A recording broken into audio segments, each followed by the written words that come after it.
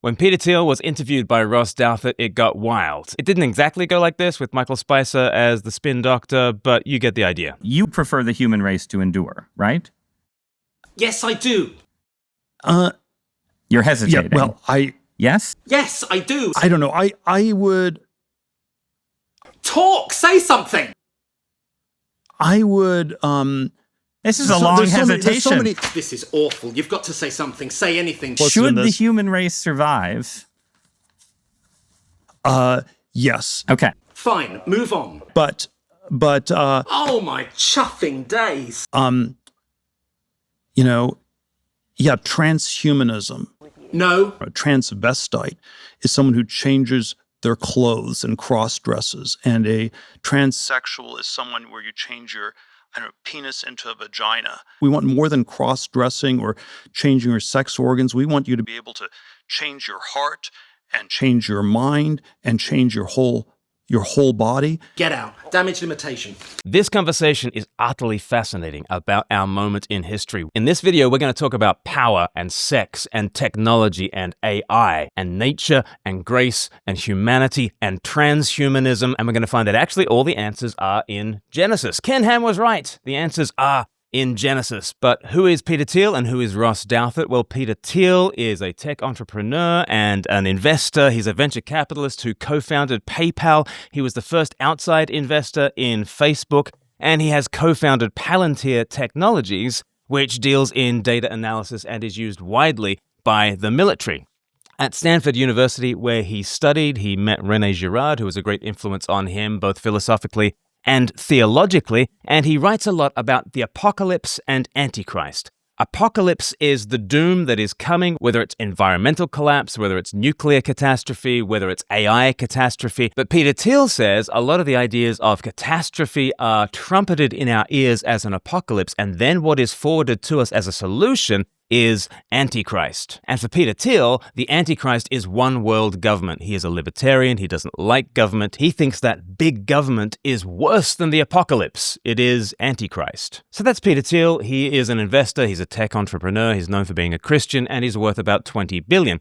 Ross Douthat is a confessional Christian, a Roman Catholic of a quite devout kind. He is the author of several books and a columnist for the New York Times. Now, what we're going to do is have a look at this conversation, see how it got to the road crash that we witnessed in the beginning of this video. We're going to rewind and see how the car crash happened. And it happened because Ross Douthat was asking Peter Thiel about AI and about the fact that many people who work in AI do not share a Christian faith. Is that a concern for Peter Thiel? But the world of AI is clearly filled with people who, at the very least, seem to have a more utopian, transformative, whatever word you want to call it, view of the technology than you're expressing here, right? And you were mentioned earlier the idea that the modern world used to promise radical life extension and doesn't anymore. It seems very clear to me that a number of people deeply involved in artificial intelligence see it as a kind of mechanism for transhumanism, for transcendence of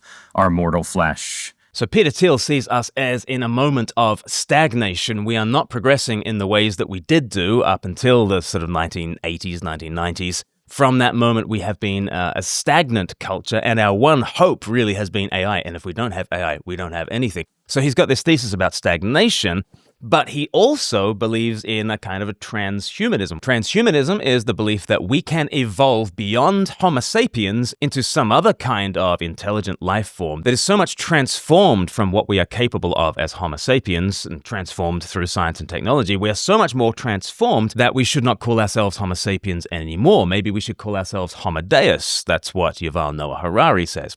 Peter Thiel is a Christian of some kind. He's also a transhumanist, as we'll see. And so Peter Thiel both thinks that we are in this moment of stagnation, that AI isn't all that, but also that we should aim through technology, including AI, to transcend our human limits, and perhaps therefore there won't be a place for the human race anymore. That's where the conversation goes, and this is why. But the world of AI is clearly filled with people who, at the very least, seem to have a more utopian, transformative, whatever word you want to call it, view of the technology than you're expressing here, right? And you were mentioned earlier the idea that that the modern world used to promise radical life extension and doesn't anymore.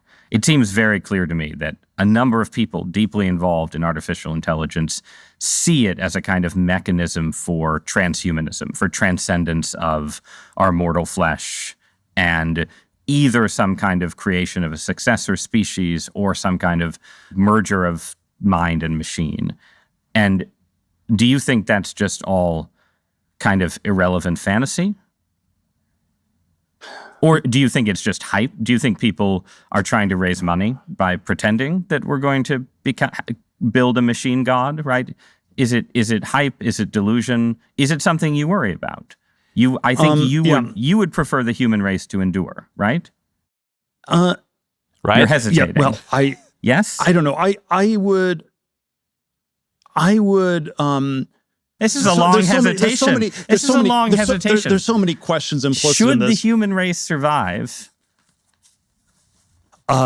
Yes. Okay. But I also would I also would like us to radically solve these problems. Radically solve which problems? I guess he's talking about, do we have a cure for dementia? Do we have a cure for cancer? We used to see incredible levels of progress in all kinds of walks of life. Now we've kind of put all our chips on AI, and Peter Thiel is not necessarily sure that is the golden ticket, but he at least wants to transcend the human limits and the human problems that we struggle with. So when he's asked, should Homo sapiens survive, he's really hesitating to answer because he wants a Homo sapiens that is rid of cancer and rid of Alzheimer's and rid of dementia and rid of all these things that Homo sapiens have generally just shouldered as burdens. He thinks we can transcend that, and why he's hesitating is I think he would prefer no longer to be Homo sapiens if it means that you can bypass this valley of deep shadow. And that, I think, is one of the more profoundly anti-Christian stances that Peter Thiel takes. Now, Peter Thiel confessionally identifies as a Christian. He's even the sort of Christian that believes in the resurrection. Here he is in a former conversation affirming that he believes in the resurrection of Jesus.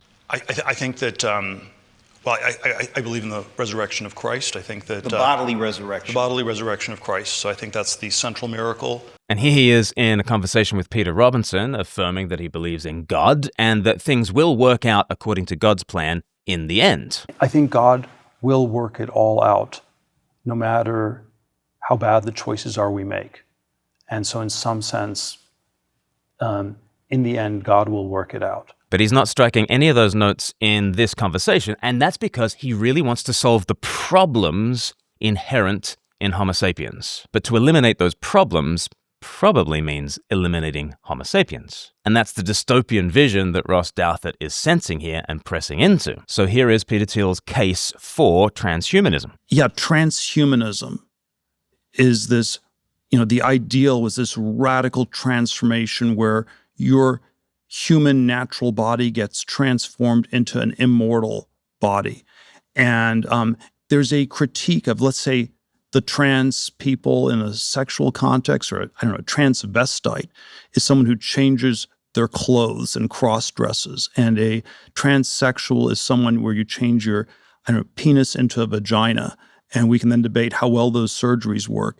But we want more transformation than that. So transvestites pass over the customary kind of limits of what men wear and what women wear clothing-wise. Transsexuals pass over a kind of a gender divide through surgery and hormone treatments. And Peter Thiel is not saying we might have taken a wrong turning here, let's turn back to where the path once was. He's saying let's go further into transing. We've had transvesticism, we've had transsexualism. We need more trans, not less. We need a transformation of our very hearts and souls and bodies and minds. We need to transcend our very species. Let's go full trans, is the argument that Peter Thiel is making here. The critique is not that it's weird and unnatural. It's so pathetically little. And okay, we want more than cross-dressing or changing your sex organs. We want you to be able to change your heart and change your mind and change your whole body. We want more trans, not less, so let's go fully transhumanist. Not just clothes, not just sex organs, but heart and soul and body and mind. And what do you notice? This is precisely what Jesus Christ offers. This is what Christianity is all about. that we might be raised up from the ways of Adam and brought into the ways of Christ, in which our mortal flesh is transformed, not transcended, transformed to be like Christ's physical body. That's the promise of Philippians chapter 3, verse 21, that our mortal bodies will be transformed to be like Christ's resurrection body. Not that we escape our bodies, but by the Spirit, our mortal bodies attain what they were meant to attain. We are, as 1 Corinthians 15 says, like seeds that go into the ground, but the point of the seed is to rise up again as the great tree. Therefore, there is something so fitting about the transformation of our natural bodies to become more physical, more solid, more enduring, more embodied. We used to be acorns. At the resurrection, we will be oaks. Therefore, what transhumanism is aiming at is Christianity without Christ. So what is Peter Thiel, a confessing Christian, going to say about how transhumanism and Christianity interact? And then Orthodox Christianity, by the way, the critique Orthodox Christianity has of this is these things don't go far enough. Like that transhumanism is just changing your body, but you also need to transform your soul, and you need to transform your whole self. But how? It's not the goal is absolutely a transformed heart and soul and mind and body, but the means is not the flesh. And this is the problem with transhumanism, that they are attempting to do by the flesh, i.e. by human power and effort, what can only be achieved by the Spirit. The fact that transhumanists are aiming at something that is offered in Christ does not make their project Christian unless the way in which they are aiming at it is via Christian means. But this is going to disturb Ross Douthat, who is himself a properly confessional Christian, a Roman Catholic Christian writing for the Times. Here's what he says. But This the is other, where, wait. I generally agree with what I think is your belief, that religion should be a friend to science and ideas of scientific progress. I think any idea of divine providence has to encompass the fact that we have progressed and achieved and done things that would have been unimaginable to our ancestors. So here's what Ross Douthat is affirming. Science and technology can improve our human lot, and there can be progress hand in hand with science and technology, and that Christians, far from being threatened by the advance of science and technology, have been key proponents of technology. Let's think of the Cistercian monks and the way in which their view of the dignity of humanity means that they will invent machines that save us from the drudgery of toil so that we can be freed to the enriching life of work and prayer. And so the Cistercian monks in the Middle Ages, they were innovating, using technology to serve the human person, to release humans from slavery so that we can do proper work and prayer. There's a properly Christian vision of how technology serves the human and serves God all in one. Christians were also obviously at the forefront of the modern scientific revolution, and we give thanks for the advances in medical science that deliver us from the evils of certain disabilities and illnesses and that sort of thing. We can affirm all of that, but here's where Ross Douthat's going to go. But it still also seems like, the promise of Christianity in the end is you get the perfected body and the perfected soul through God's grace. And the person who tries to do it on their own with a bunch of machines is likely to end up as a dystopian character. Well, A dystopian character, a villain, in other words, one of the baddies, one of the bad guys. And is Peter Thiel one of the bad guys? He is famous for being afraid of Antichrist. But is Peter Thiel himself becoming anti-Christ, anti the way of Christ? Because he's trying to get the ends of Christ without the means of the Spirit. And is he therefore anti-Christ? And that's an issue that Ross Douthat raises with Peter Thiel later in the interview. We'll jump ahead to a point in this interview where Douthat asks Thiel, "You worry about big government as an antichrist. Well, what about big tech? Isn't that also a Leviathan-like threat? And isn't it possible that your company, Palantir, Peter Thiel, is itself ushering in Antichrist?" You're an investor in AI. You're deeply invested in Palantir, in military technology, in technologies of surveillance, in technologies of warfare, and so on, right? And it just seems to me that when you tell me a story about the Antichrist coming to power and using the fear of technological change to sort of impose order on the world, I feel like that Antichrist would maybe be using the tools that you were building, right? Like, wouldn't the Antichrist be like, great, we're not going to have any more technological progress, but I really like what Palantir has done so far, right? Yeah, isn't that a concern? Wouldn't that be the irony of history would be that the man publicly worrying about the Antichrist accidentally hastens his or her arrival? That's very well put by Douthat, and it raises the question, what kind of Christianity is Peter Thiel forwarding? Is it an Orthodox Christianity? Is it a heretical Christianity? That's what Douthat asks Thiel back in the section that we're concerned about. Let's articulate this. And you can have a heretical form of Christianity, that says something else. And that's true from Ross Douthat. There are many heretical forms of Christianity that want us to escape our human bonds, who see the body as a prison. There's Gnosticism in the early centuries, which took on a pretty Greek view of the body, that the body is something to be escaped from through knowledge, and that's what gnosis is. And the Gnostics thought that truly spiritual humanity was through secret knowledge and through being inducted into the mysteries, you can escape this meat sack, this flesh prison, and ascend into heavenly reality. And isn't it interesting that we are again flirting with a kind of Gnosticism? It's just that the secret knowledge is now AI rather than a mystery cult. Is Peter Thiel Christian at all, or is he a heretical kind of a Christian? Is he like a Gnostic kind of a Christian? What does Peter Thiel say? I don't know. I think the word nature does not occur once in the Old Testament. And so... Interesting. Okay, so Ross Douthat had mentioned the word grace, because he says grace is the means by which we attain the perfected heart, soul, mind, and body. It is a gift from the Spirit to raise us up into the way of Christ. It is not that we imitate Jesus and become this new person.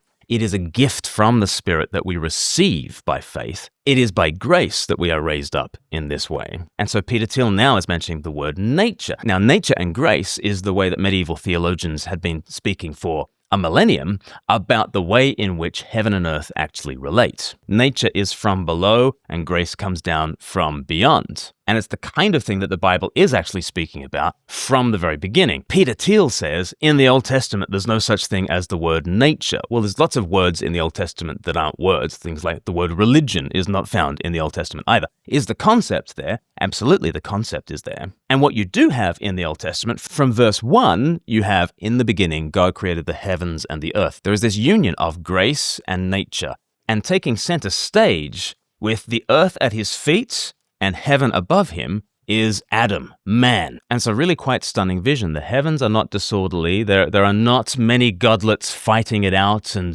the earth is not this body of a dead monster, as in so many of the ancient Near Eastern texts. The heavens are orderly, and the earth, to begin with, is wild potential. And who is going to bring out the potential of earth? Man. Adam. Adam in Hebrew is the word for man. It's also taken from the word Adamah for ground. He is earthman. He's a dirtbag, Adam. But he stands at the top of nature, at the top of the earth, as the one who is going to bring order out of the wildness of the earth. Notice that in Genesis chapter 2, Adam is made into a gardener, and he is made into one who names the animals. There is already progress. There's already progress in Genesis chapter 1. We go from very simple things, day 1, 2, 3, to far more complicated things, day 4, 5, 6. And the culmination of that progress is man who stands atop the world. And he, as God's image, will do what God does, bring order out of chaos. And he is commissioned in chapter 2 to bring some of the wild potential of the world into greater order, into God's purposes. At the end of chapter 2, we have the creation of Eve, and he goes down into a death-like sleep. His side is pierced, and out of the violence that is done to the man, the bride is formed. He's raised up, she's raised up, and they're brought together for consummation and singing. This is a proclamation of the gospel right there in Genesis chapter 2. That's what Ephesians 5 calls it. That's what Paul calls it in the New Testament. This is the gospel,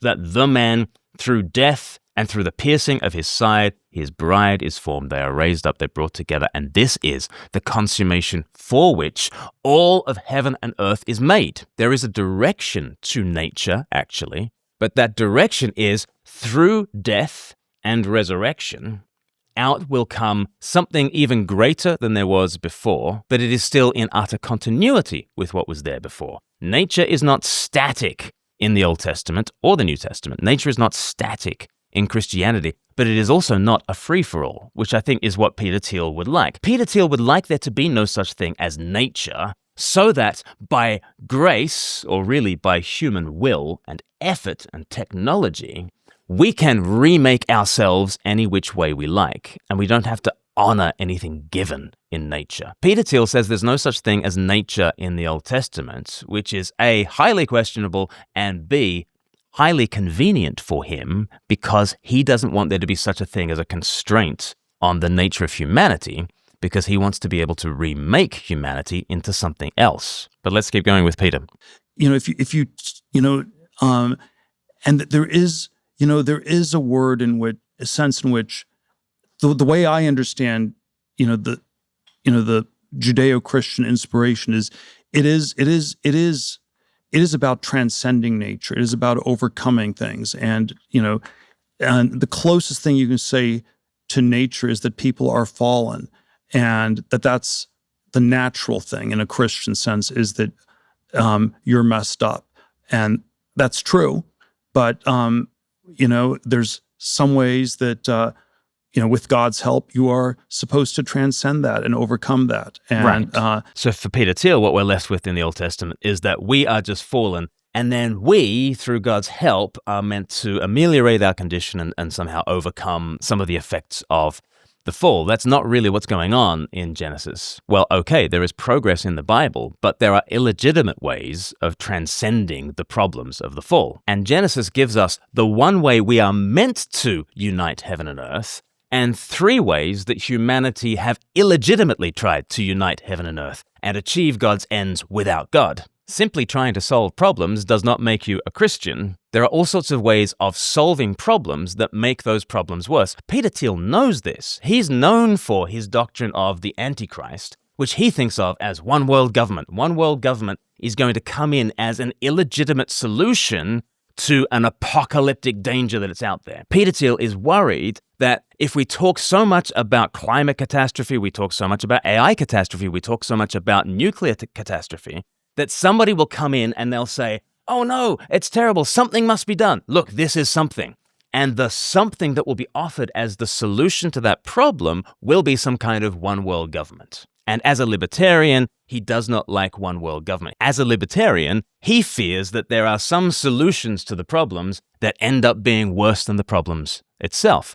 Okay, Peter Thiel, I'll grant you that principle, but let's apply that principle to this. There are problems to the human condition, but some of our solutions end up worse than the problem itself. With heaven and earth kind of torn asunder, sort of God and man at enmity with one another in Genesis, there are 3 falls, actually. There are 3 ways that humanity tries to get a heavenly result, but not by a heavenly means. Firstly, in Genesis 3, Adam and Eve grasp at the fruit and use their power of choice to take from God what they thought God was holding out on them. That is, to use power to achieve the ends of uniting heaven and earth. The second fall happens, really, in Genesis chapter 6, where the sons of God go to the daughters of men. And there is an illegitimate union of heaven and earth. And that illegitimate use of sex as your transcendent is the epitome of evil that is identified by God in Genesis 6 as worthy of a global judgment.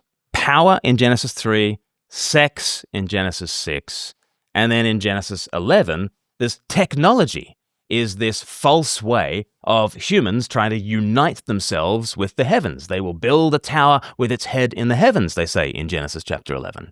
And they use the very best technology to hand. And they bake the bricks and they build their tower. And so through tech, they're going to unite heaven and earth.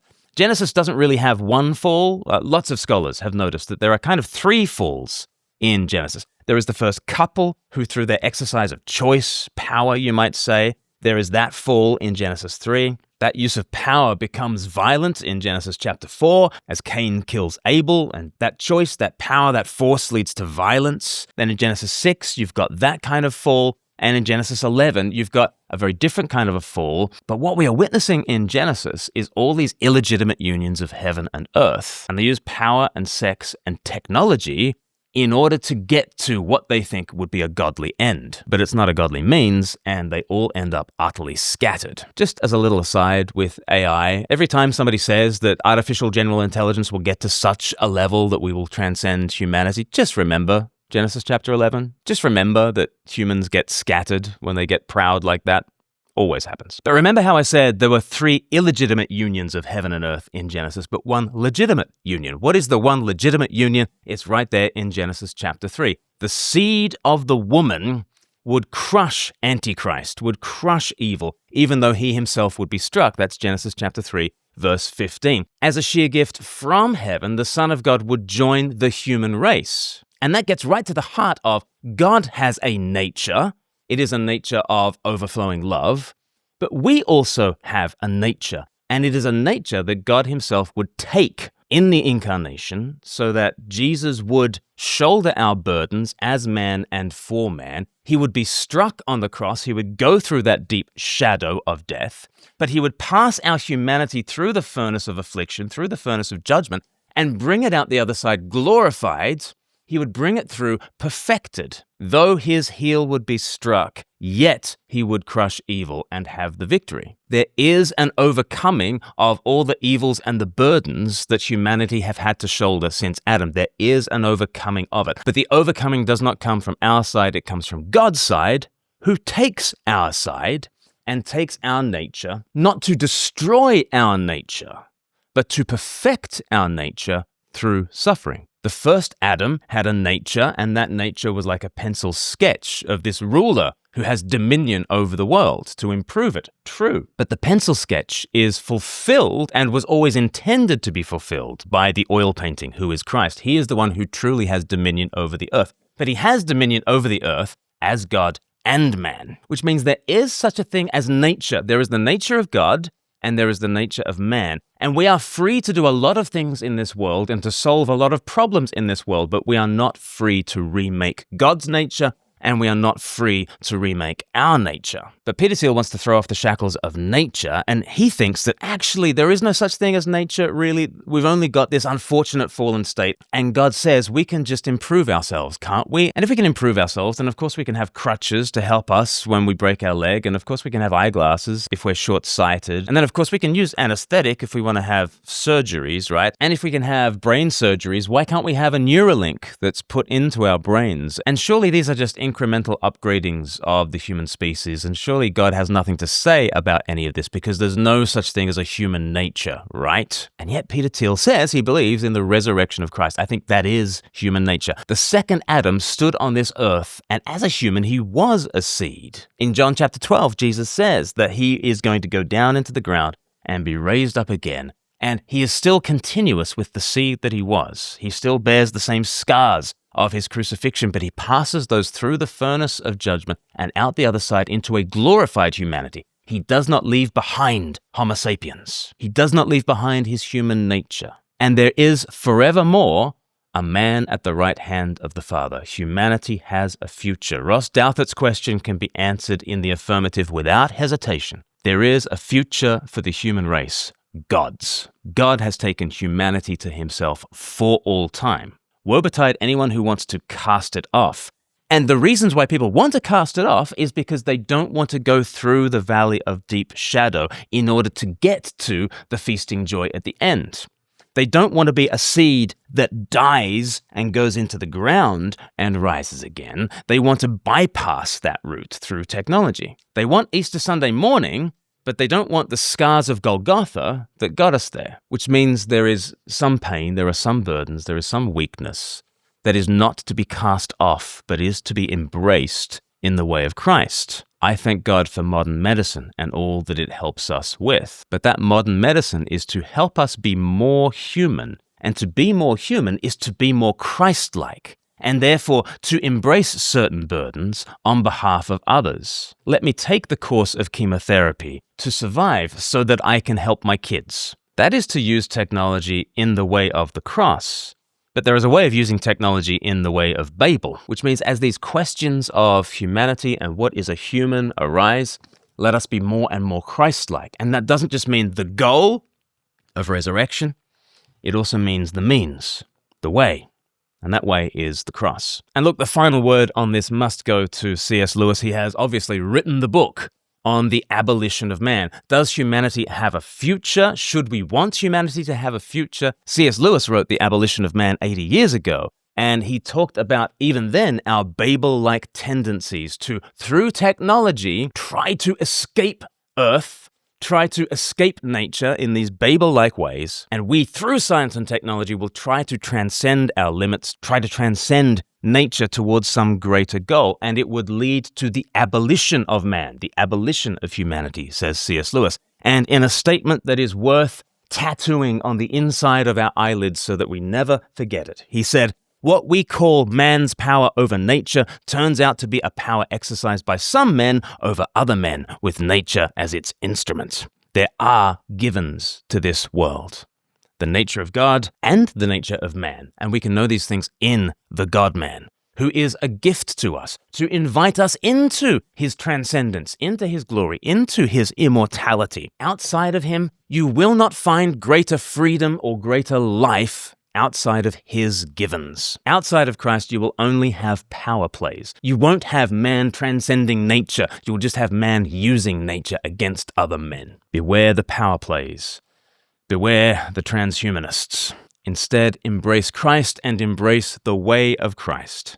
Down into suffering and up into greater joy, through the valley of deep shadow and out into glory, through cross and into resurrection. Well, it's a fascinating conversation between Peter Thiel and Ross Douthat. I thought Ross Douthat did a superb job of being dogged and then of letting Peter Thiel have enough rope to hang himself at times. You can go and check it out on Interesting Times with Ross Douthat. It's called AI, Mars and Immortality. Are we dreaming big enough? But this has been my take on power, sex, technology, nature, grace, and why all the answers are in Genesis. Well, all the answers are in Christ, actually. And if you want to find out more about Christ, the second Adam who goes down and brings us up to offer us true immortality, go to 321course.com. It's our online course. It's totally free. You can get in with an email and a password and you're all set and you'll see life according to Jesus. That'll do us for this video. Please give it a like and a share around, and why not subscribe to the channel so we can catch you on the next one. God bless.